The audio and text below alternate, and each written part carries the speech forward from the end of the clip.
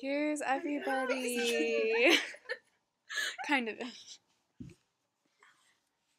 Okay, I'm Emily, and I'm going to be giving an informative speech on human trafficking and some organizations that are involved in human trafficking and why the church should be involved in fighting human trafficking. According to Merriam-Webster Dictionary, human trafficking is organized criminal activity in which human beings are treated as possessions to be controlled and exploited, as by being forced into prostitution or involuntary labor. To be treated as a possession is one of the most dehumanizing acts. Sex trafficking has everything to do with taking away the worth of a person and making them nothing more than an object for money and pleasure. Sex trafficking is vastly the highest form of human trafficking and is something that affects almost every country in some way. Many victims of trafficking have either been forced into slavery or were deceived until it was too late to get out. Victims of trafficking can be both male and female, but the majority are women with a broad range of ages. Runaway youth, foreign nationals, victims of trauma abuse, war, financial or economic hardships, and everything in between are common targets for traffickers. At minimum, 20.9 million people are trafficked.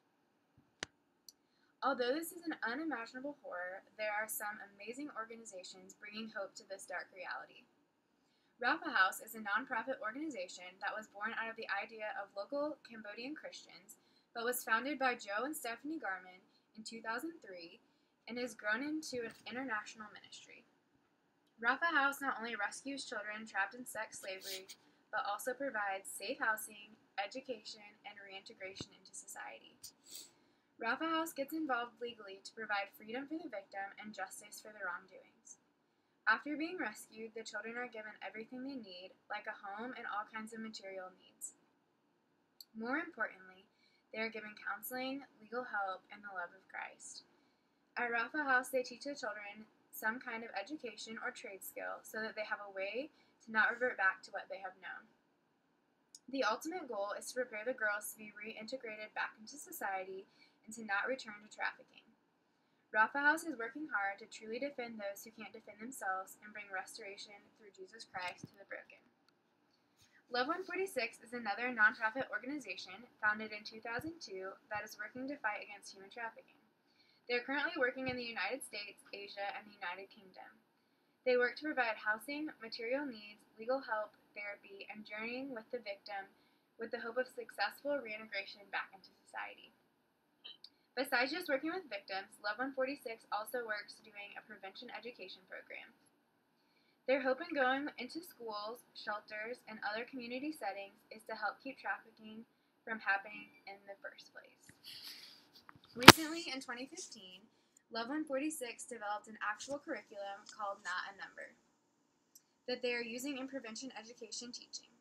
Love 146 is doing great work in providing rehabilitation as well as education to help prevent human trafficking.